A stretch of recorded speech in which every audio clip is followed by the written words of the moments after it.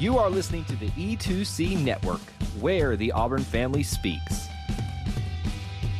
War Eagle Auburn family, and welcome back to another edition of E2C Extra, where we get together and we talk about something that's a little bit unique in the Auburn family spectrum. We always tend to be a little bit focused on the sports with these topics, but if it's orange and blue, it's what we do, and it's what we will get into here on this podcast episode. For this show, I am very excited to have a guy I've gotten to know over the last couple of months, not a couple months, many months. Feels like a year now. Feels like we've known each other for a while now. He's been a member of our Booster Club, our Patreon program.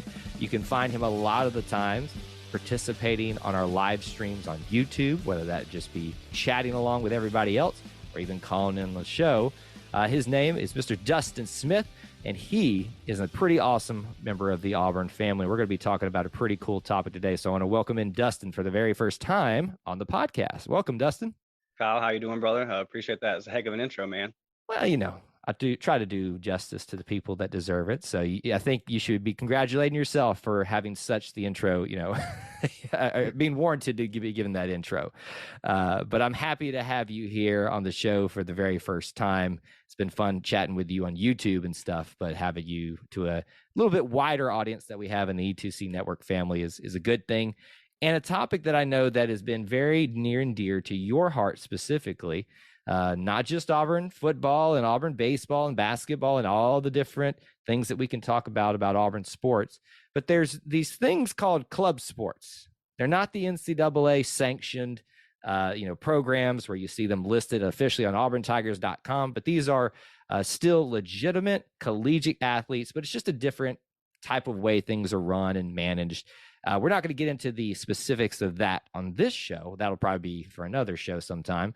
But we do want to talk about one of those programs, and that is the Auburn Ice Hockey program and a specific event that they took part in this recent weekend that we're recording this with UGA, and how it connects a little bit with the National Hockey League and what they're trying to kind of mirror there. But ice hockey in and of itself, Dustin, is a foreign concept, I think, to a lot of people in the South, maybe because they're not willing to give it the chance. But why is ice hockey such a big thing for you personally? Well, I'm from Pensacola, Florida, and we have a team here that used to be in the ECHL, which is the minor leagues, and it was affiliated with the Tampa Bay Lightning at the time. And I've just been going to the games since I was 6-7 years old, man. And if you like football, you're going to like ice hockey. I mean, it's physical, it's fast. It's really like a combination of basketball and football. There's a lot of back and forth. And the thing I love about hockey the most, man, is just if you're not physical, you will not win. It's impossible to win without being the tougher team out there. You're not going to just outskill somebody. And it matches the attitude of the South a lot. And you look up teams like the Carolina Hurricanes, the Nashville Predators, the Tampa Bay Lightning. These have huge followings. And I'm telling you, when you watch it, you just fall in love with it. You know, it's a sport. I like that you gave the analogy of basketball and football.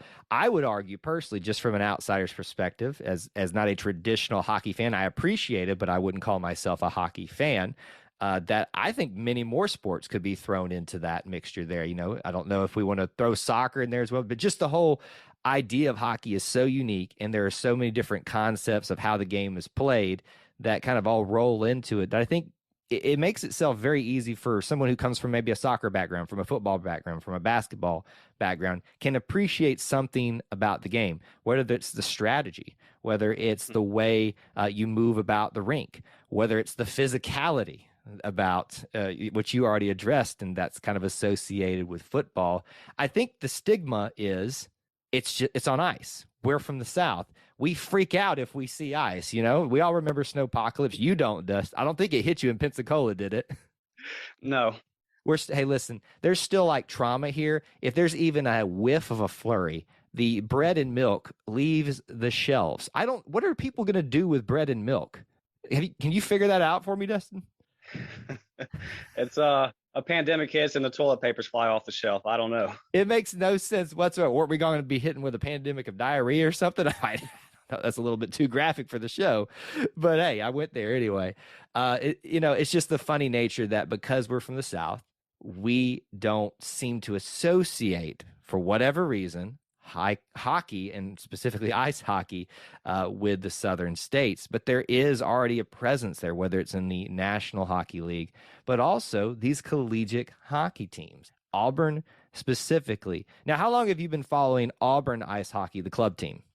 Just this season, right before the season started. I created a Twitter account. I don't have any other social medias. I just created that one to keep up with sports, and I stumbled into it, and I've been watching the guys at WEGL 91.1. They're the student station in Auburn, I believe. They broadcast all the games live on YouTube. They're able to get a camera on there most of the time. Sometimes it's just like a radio type deal, but they do a great job.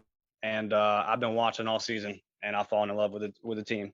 I love it when the students get involved with trying to give some of these programs, whether it be club sports or the actual NCAA, commissioned sports, some extra exposure that they don't tend to get.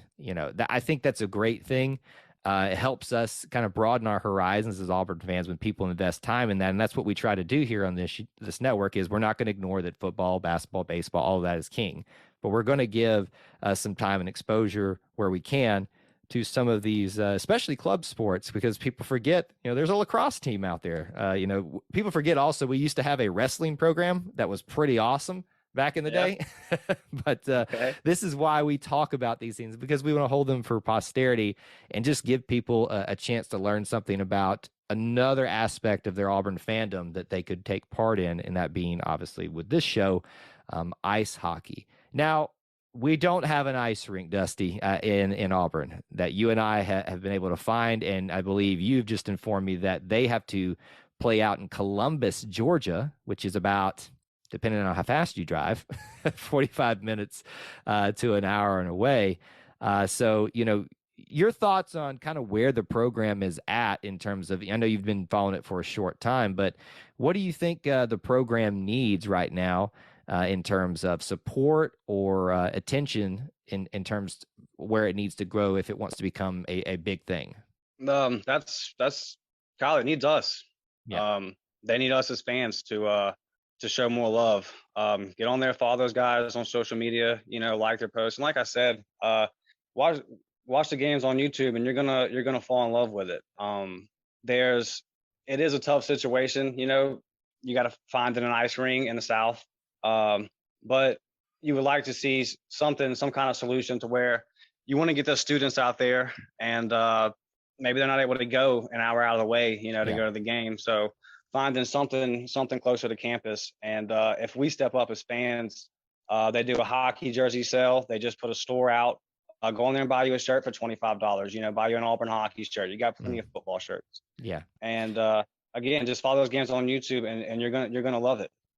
I don't know, and I can't remember. We have this event called Auburn Tiger Giving Day, which has just happened. I think at one point they, were taking part in it, and you could donate to the club team. I don't think that happened this year for them, but there's events like that. If you're a fan of hockey and you're an Auburn fan, it's time to coalesce that together and bring that support and attention to the program if you can do that, because you never know. You might there are bigger things that are in play that decides what will be an NCAA sport for a university than just fan support, but you never know. If the interest becomes big enough, the university might have to make a call and say, hey, we need to start having discussions about whether this can be, and obviously there are other things that go into that, and we can address those another time.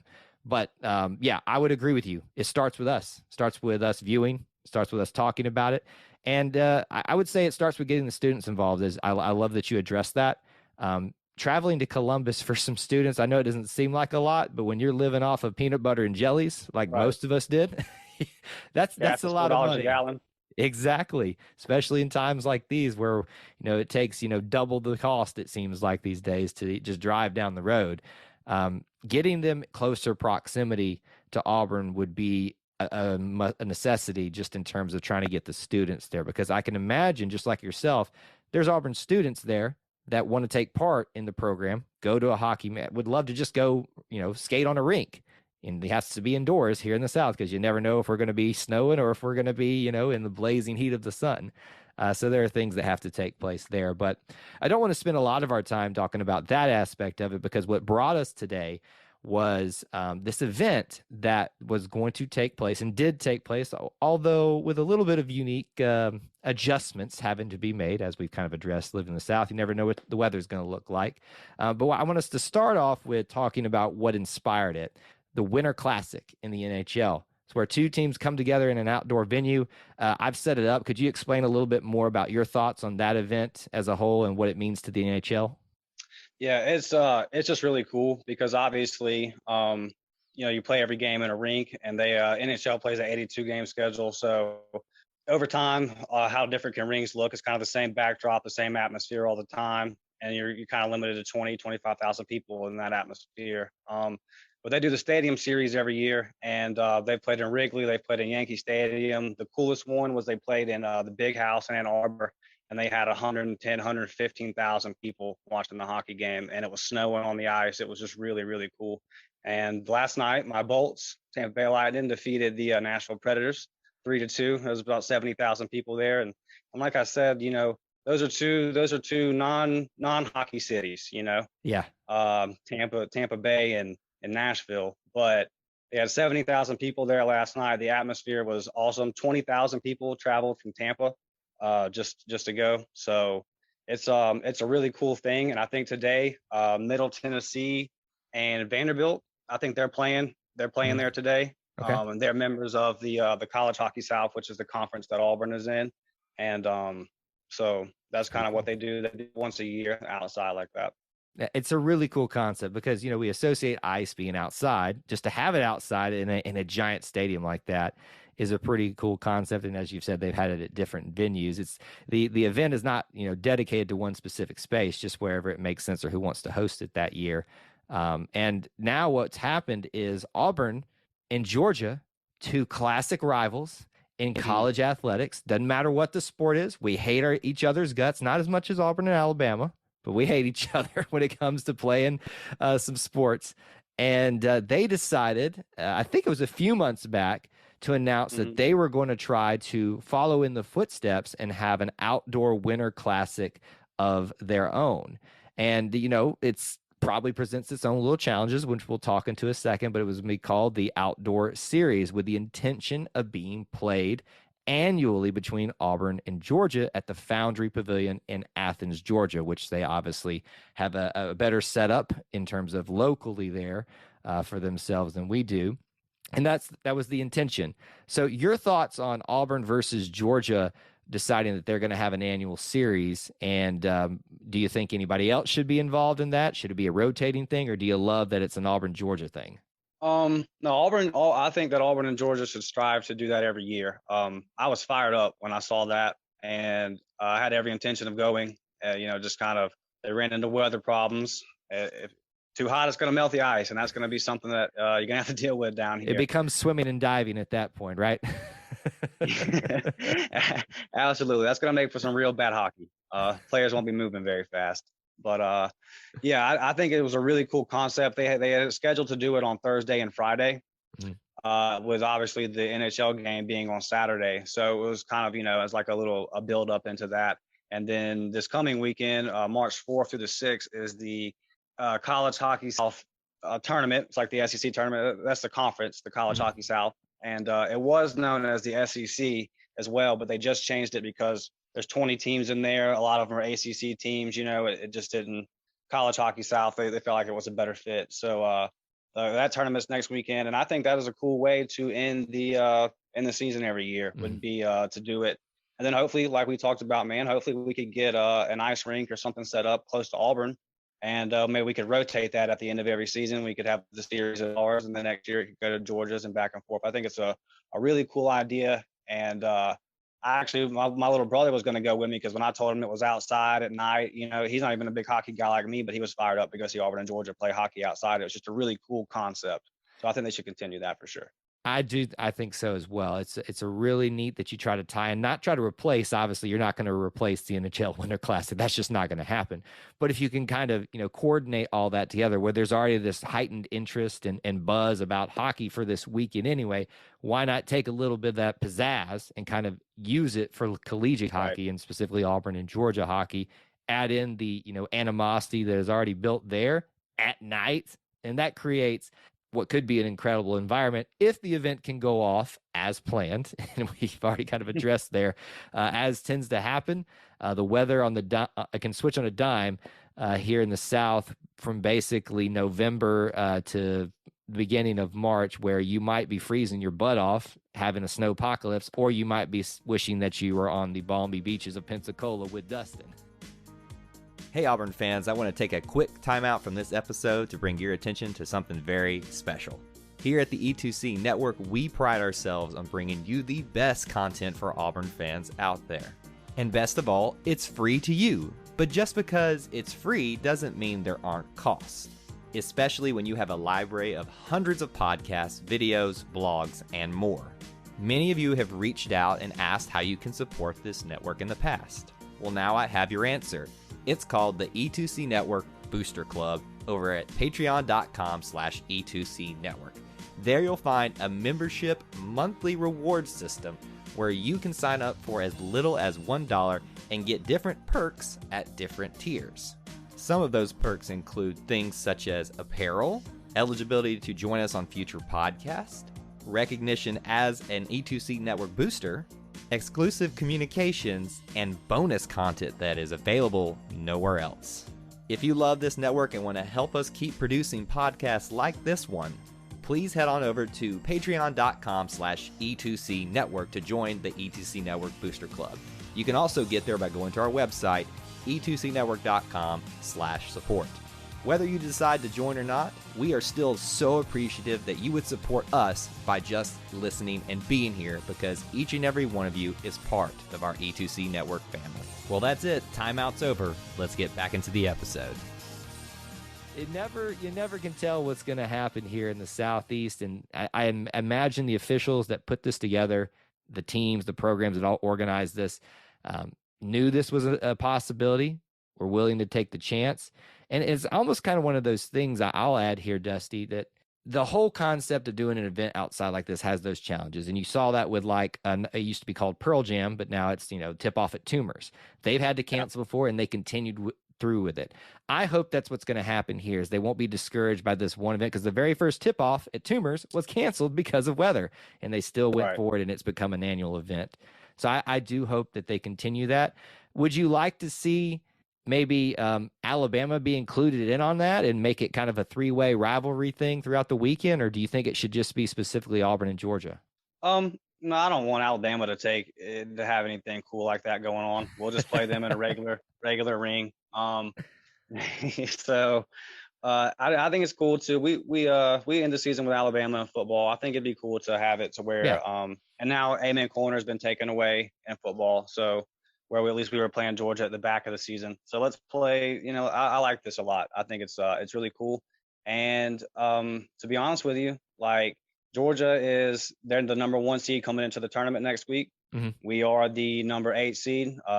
We barely made it in there, but we've played them twice this year. They beat us 3-2 in overtime, and then I'm gonna air quote this, they beat us in the rescheduled game, because it was supposed to be 2 games. They had to reschedule it, just make it 1. They had to scramble to find a complex. Like I said, those guys at 91.1 WEGL, they did a great job of getting it set up still, so we could still watch the game. And I could tell on the broadcast some Auburn fans made it out there. But we lost the game Friday night 5-4, and we were on the penalty kill for 2/3 of the game, and that is not an exaggeration.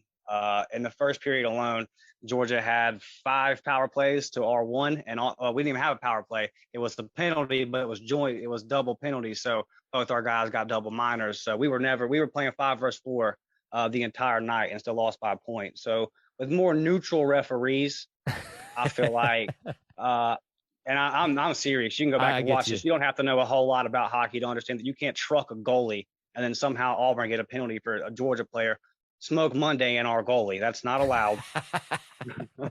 I love it. Tying it back to football. Well, it was definitely targeting, and then they counted the goal. And when our guy pulled him off, because that is a big no-no in hockey, the goalie is off limits. And this guy came from the blue line, charges him, trucks him. Our guys just pull him off. They didn't even fight him or anything like that. They just pull him off. And then somehow we're in the penalty box, and they get into power play off of it, which they score again. And I went back and watched the broadcast from earlier this season, the 3-2 overtime game, and it was a lot of the same stuff. So if they're going to do that Winter Classic every year, we are going to need to get it to where we have some home refs too, because it was a big topic of conversation on Twitter. I was complaining and watching the game, and every comment I kept getting back from people was welcome to a game in Georgia. My goodness. It just seems to follow Auburn everywhere, doesn't it? Whether it's basketball, tiddlywinks, bass fishing, we just can't get the referees, huh? We're encouraging y'all to go over there and check out the hockey team, but just understand that it still says Auburn on the jerseys. And by the way, Clint, our guy Clint, those hockey jerseys are sick, man. They our goalie Cam Dank, his mask, it is something else. It's got Sanford Hall on it, got an eagle, got a tiger. It's pretty cool. Y'all got to check it out.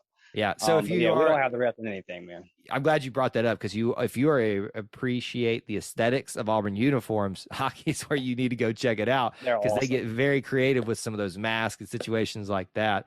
It feels like a gold mine for a guy like Clint, who just loves that type of stuff and eats it up.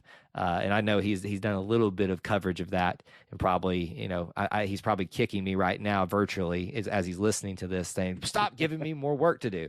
But I've already hit him up. I sent him a picture. I said, "Aren't these cool?" So we lose the initial, and I know the event, technically didn't take place as it was planned, but the match, at least one of them took place. And, I'm disappointed in it that it would fall to the favor of Georgia, rightly or wrongly. But I'm happy to know that it was a very competitive match where, we would get a lead and they'd have to tie it back up. And it took to the very end there for us to, be beaten by the number one seed. And it's funny that you mentioned earlier that you don't want Alabama being part of it, but my understanding is we have Alabama to thank for us making the playoffs. Is that true? So that is true. But we've kind of fallen off a little bit, and we're not playing bad. You can look at the scores. The boys are still playing really hard. They're all close losses, and we played FAU. We had some games versus Bama there, and then we played Georgia, and FAU's number 2, and Georgia's number 1, and they were all close losses. So the boys should really feel good going into the game Friday. But yeah, the way it was set up was we needed Ole Miss to beat Alabama. We needed Alabama to beat Ole Miss. There was a couple different scenarios, but Alabama helped us out by beating Ole Miss in overtime 7-6. So yes, that did get us in there as the 8th seed. And it's Georgia's the 1 seed, FAU is the 2, Clemson is the 3, Georgia Tech is the 4, Florida is the 5th, Bama is the 6th, Mid Tennessee State is the 7th, and we were in there the 8th. So after we beat Georgia, it'd be cool we can run into Bama again down the line. Yep. And see, here's the thing: is there's nothing more dangerous than an Auburn Tiger team that's underestimated, at the bottom of the pack in terms of, I know it's playoffs, so we're, in the upper echelon if we made the playoffs, but we're probably we're the lowest seed. So there's not many expectations for us to do some big things there. So I'd love to repay the favor to Georgia. Absolutely. The event didn't go down the way we wanted it to in terms of results, but the way it actually happened. But let's take care of it where it matters, on the rink, when the whole shebang is on the line at this point. So Auburn hockey and collegiate hockey, more specifically Southern hockey, deserves your attention, folks. And nothing else, anything that's got Auburn on it deserves your attention. So just to kind of round out our conversation a little bit, Dustin, if there's anything about the ice hockey program, this series, or anything else like that we haven't talked about yet, is there anything that you'd like to share about that? Yeah, I want to shout a couple players out. The goalie is a freshman. His name is Cam Dank, and he is solid, man. If there's one thing that we do need to work on going into this tournament, we're a very physical team, and we've got some playmakers at forward. We we take too many penalties. Mm-hmm. This weekend aside, this weekend I'm pretty sure it was fixed. I mean, it was just that bad. But and the game had no outcome on like the standings, so everything was already set up. So it's just kind of one of the things. But Cam Dank he's really solid. Coming into the last game this weekend, he had a 91.2% save percentage, and that's really good. And like I said, we take too many penalties, so he's under pressure a lot. I mean, he played that whole game Friday at a disadvantage. They had 5 guys out there. We had 4. Right. Really made, I mean, the goal that they scored on with 5 seconds to go to win the game, he extended and made 2 great saves right before that. We just couldn't corral the rebounds, and they put it in. My favorite player to watch is Noah Henry, and he wears number 34. So, if you're wearing number 34 at Auburn, you got to do big things. And in 16 games, 17 games, he's got 13 goals and 25 points overall. He's a playmaker. He can score it, and he can really dish it out. The second goal of the game, you can go back and watch it. It is a beautiful pass. I was surprised to see it. That's high level stuff that he did. So yeah, it was impressive. And our defenders as a whole, those guys are really, really physical. They are a really physical bunch. So I just feel like if we can, and another thing about coming into this tournament, a lot of times in hockey, man, if you have a good goalie, which we have in Dank, you just got to get hot. There's been times where the 8th seed in the NHL playoffs, the LA Kings did it. They come to mind. They get hot.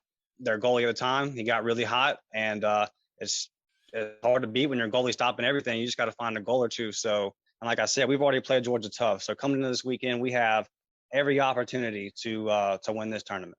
And see, that's the thing about this. I love that you point that out. We're not pitching some program to you that is, just trying to find its feet and is barely competitive. We're pitching a program to you that's, competitive with the best team by the playoff seeding in the land. Already is, warranting having its own series with that program as well, which we tried to pull off. Again, weather got in the way to mirror the Winter Classic. We're pitching a team to you that is competitive, that has a chance to do some big things. So if you're not following this season, you need to. You need to make sure that you at least follow them on Twitter, follow them on all social medias that you can find them there, and just kind of keep up with what's going on. And, if you find yourself with a free afternoon or morning, whenever it's they're playing, drive on down to Columbus next season and support them there.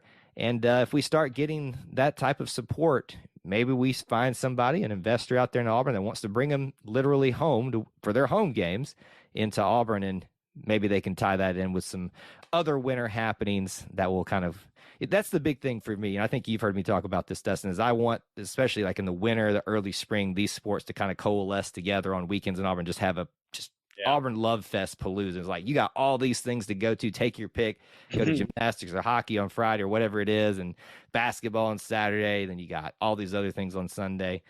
So lots to love in Auburn. If you had to maybe make any changes, or maybe you don't have to make any changes to this event, what would you say needs to happen going forward for the Auburn versus Georgia Outdoor Series?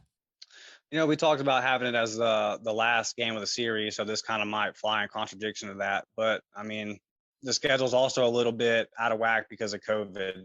But maybe get it to where a time where because this is pretty close to the spring. So if you can get it maybe a little bit closer, January time when it's going to be cold.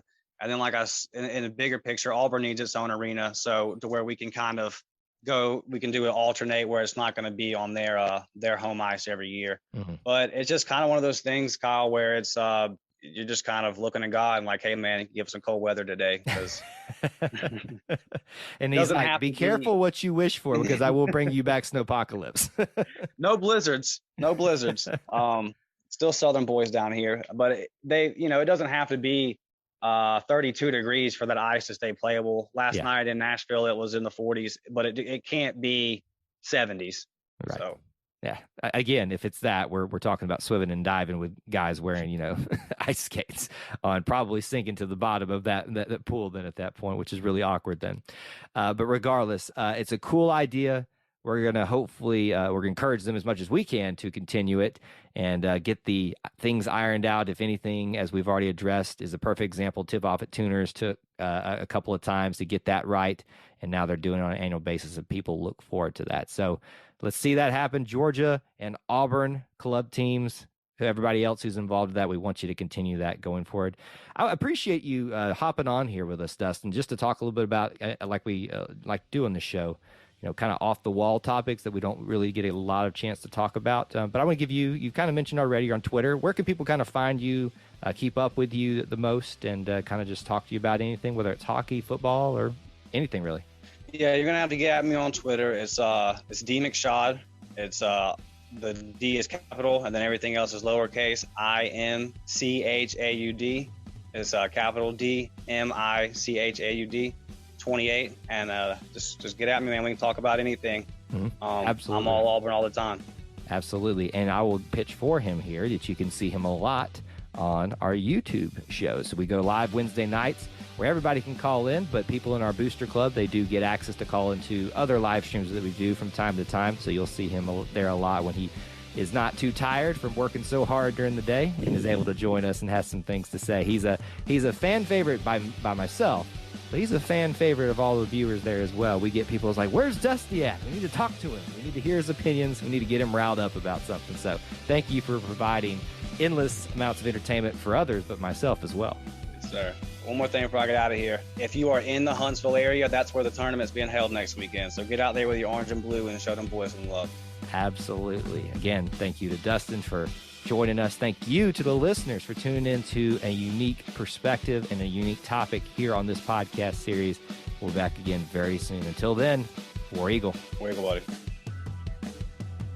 Thank you for tuning in to today's episode on the E2C Network. On your way out, I want to remind you to stop by e2cnetwork.com. It's your one-stop shop for all our content across our podcast, YouTube channel, and much more. To stay up to date with us, make sure you're following social media accounts such as Facebook, Twitter, and Instagram. While our content here may always be Auburn sports heavy, if it's orange and blue, it's what we do. War Eagle.